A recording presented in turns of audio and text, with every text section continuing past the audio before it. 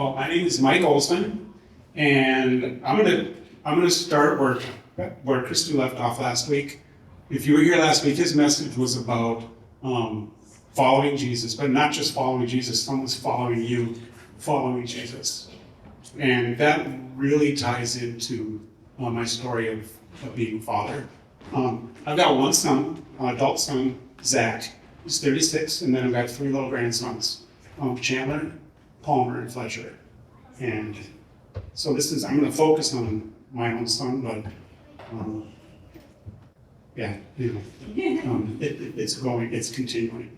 And there's a country song. I don't know if anyone listens to country music, but there's a country song. It's called "Watching You" by Randy Atkins, and that song, like the first verse, this kid spills his Happy Meal and he swears in the car, and his dad says, "Weren't you going to talk like that?" So, "Well, I'm watching you, Dad." And then the song ends with son praying, and he's like, "Weren't you going to pray like that?" And his son says, "Well, I'm watching you, Dad." So your kids are watching you. So I want to pick up where Krista left off last week. I raised my son in a Christian home. His name's Zach, if I didn't say that before. I raised him in a Christian home. That doesn't mean I did everything right. One thing my wife and I did do right is we taught him how to follow Jesus. And I think we taught him pretty well. Where we went wrong was that we didn't prepare him for a world that wasn't following Jesus. 1 Corinthians 11:1 says, "Be imitators of me as I am of Christ." And I think we taught him that. But in our pursuit of setting him on a godly path, we made a big mistake not teaching him anything else.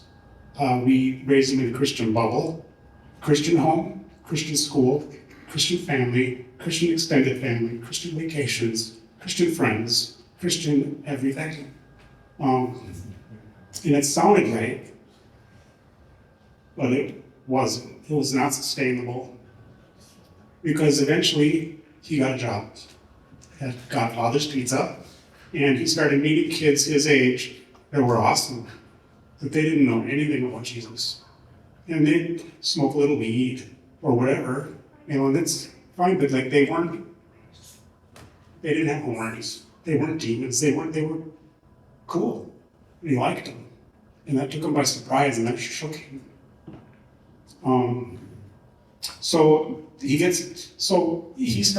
That's where he started questioning everything that he had been taught. He didn't fall away, he didn't turn his back.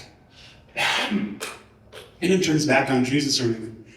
But he started thinking, what if that's not the only right answer? What if it's not the right answer? So that's what and every kid has to get to this point where they start working things out. My mistake was that we didn't prepare him for that, so he was completely caught off guard. So, while that was going on, my wife and I started having our own issues with church. Some things going on. Some few people here know what has happened, but following Jesus was never a question. Well, my son saw all of this happen, and it was a question for him. So we followed Jesus as best we knew, and our rule for Zach was, like, as long as you live in our house, you are going to church. But what did change was we stopped forcing him to believe us. You have to go, but you got to figure this out. So he was doing his own exploring and whatever, and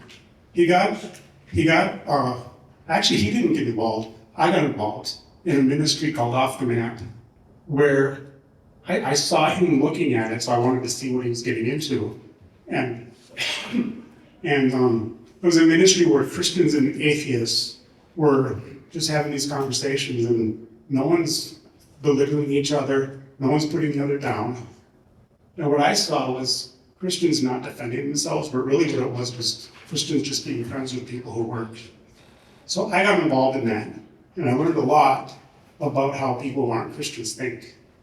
So this kind of fed into one of my proudest moments as a father, where my son went to a Christian school, And while we were on vacation, they decided to have, in their world religions class, they decided to do a mock debate.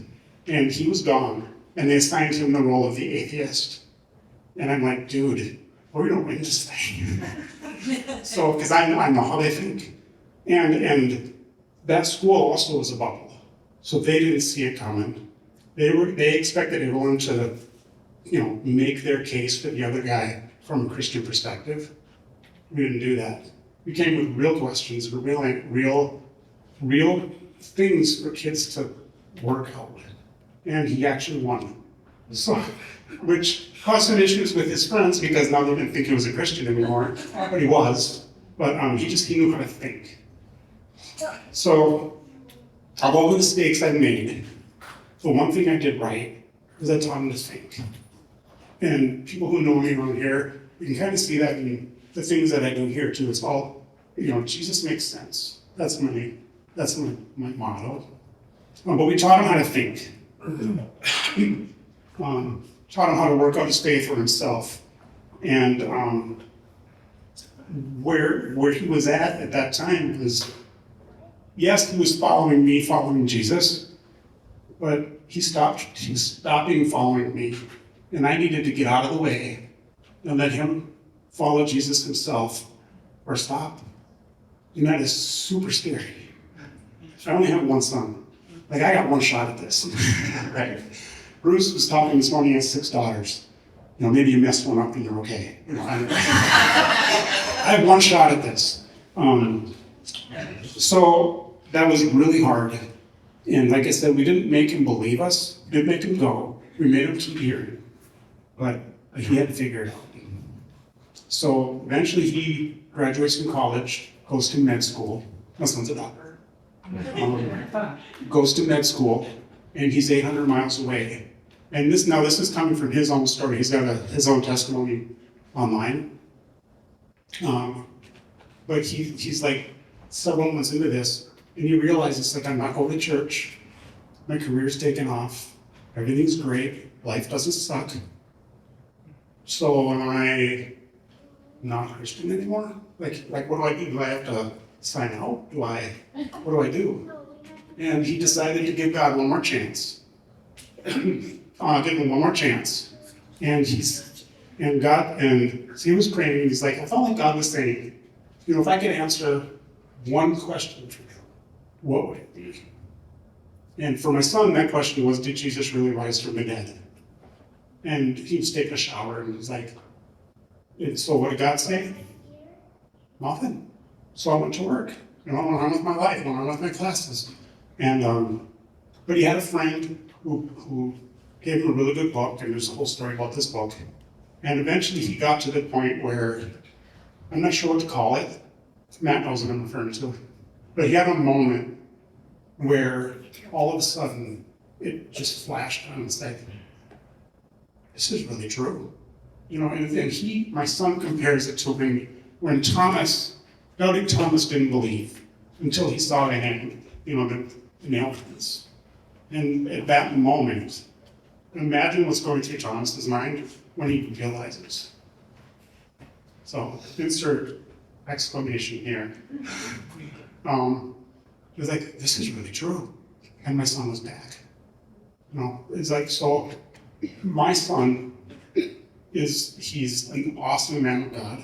He's gone from being my son and my son in the faith. He's my brother in the faith now. We learn from each other. He's still my son. He still learns from me. And I'm learning from him as well.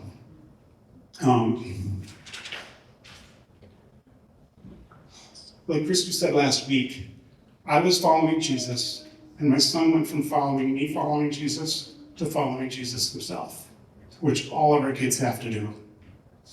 And now my 3 grandsons are following him, following Jesus, and it's continuing. And hopefully the day will come when my great-grandkids who don't even exist yet, my oldest grandson's 5. But someday my great-grandkids may be following my grandsons who are following Jesus. That's my hope. So I said all that to say this. My number one job as a dad was to follow Jesus well, and to give my son someone to imitate. It doesn't mean I didn't make any mistakes, because I did. But I did okay, as it turns out. So I boil the job of father down to the lyrics of the song we've all heard a million times. I have decided to follow Jesus. No turning back, ever. Though none go with me, still I will follow. No turning back. The cross before me, the world behind me. No turning back, ever. I have decided to follow Jesus. Though none go with me, and thank God my son did. He almost did, but he did. Still I will follow. No turning back. So now to take the focus off of me and onto you. Your kids may wander, they may not, and maybe they're wandering now. But whatever they do, you follow Jesus. You give them someone to imitate. Start now. Maybe you think it's already too late. You've already messed up. It's not. You are the dad. I'm speaking to the dads, whoever you are. You are the dad, and your job hasn't changed. Follow Jesus, period. Imitate Christ, period. Start late if you have to. Let your kids see the change in you, and at least give them the chance to follow you, following him. Who knows? Maybe they will decide to follow him late too. If you're late, give them the chance. Maybe they'll start late too. At least they'll start. I started early. Well, wherever you are, start. Follow Jesus. Lead your kids to him. And if anyone here is in a place where they're wondering where the kids are at or whatever, come talk to me. I'd love to at least hear your story, and who knows, just follow him. No turning back.